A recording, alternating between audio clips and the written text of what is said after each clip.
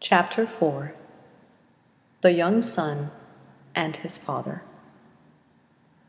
The next time you're able, you go to the big city.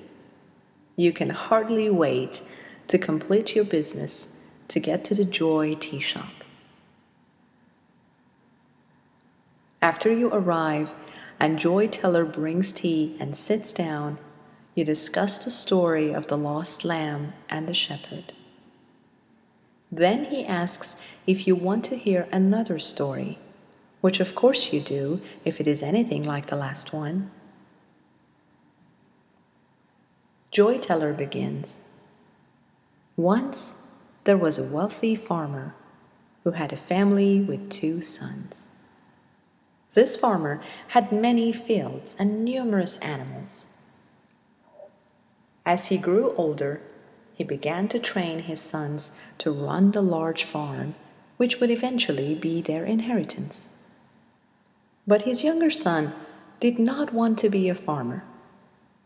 He heard about another country where he could make a lot of money quickly and also have a good time, and he wanted to go there. So one day, this son went to his father and said, "I want my inheritance right now.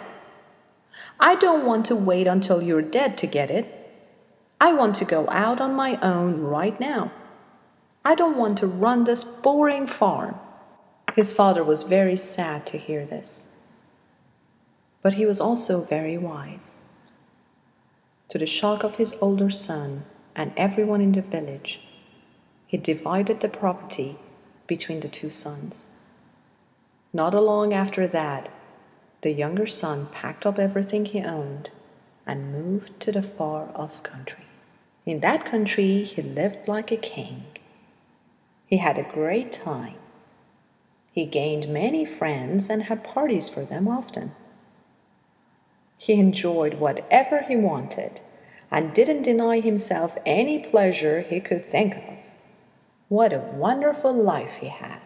But one day, he went to his money box and realized he had spent all his inheritance. His money was gone. He could no longer give big parties or any parties at all. His friends quickly disappeared, and then, just when he had lost everything, a severe famine hit, and even the cost of food was more than he could afford.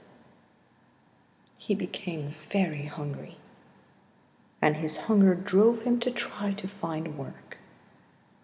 Finally, a farmer from that country let him feed his pigs. The son fed pigs from people's leftover food, which he himself wasn't allowed to eat. He was starving. But then he began to think about home. He remembered that there everyone ate well. Even the hired servants had more than they could eat. He decided to go home, admit his total failure, and ask to be hired as a servant if his father would even accept him as a servant. Joy Teller paused. He asked you what the father should do when the son tried to come home. You indignantly reply that the son shamed the father and the whole family. He ruined the family's reputation and spent much of their fortune. If the father was kind, he might let the son return as the lowest servant, if that. But then you decide the father should not let this son anywhere near the farm after he dishonored the family name and fortune the way he did. Joy Teller said you had a good point. Then he continued the story and said that the son rehearsed a truly humble apology, wondering whether the father would accept it or not. But now we learn the truth. All this time, the father grieved the loss of his youngest son. He had been hoping his son would come home. As he went about his chores, he often looked down the road to see if there might be a figure coming that looked like his son. And one day, it actually happened. The young son was still a long way away when his father recognized him. The father couldn't believe it. His heart pounded with joy, and he ran to where his son was plodding home, hugged and kissed him. He wept with joy to see his son. But the son was ashamed. He tried to ask forgiveness for all his sins, but the father didn't even pay attention to his apology.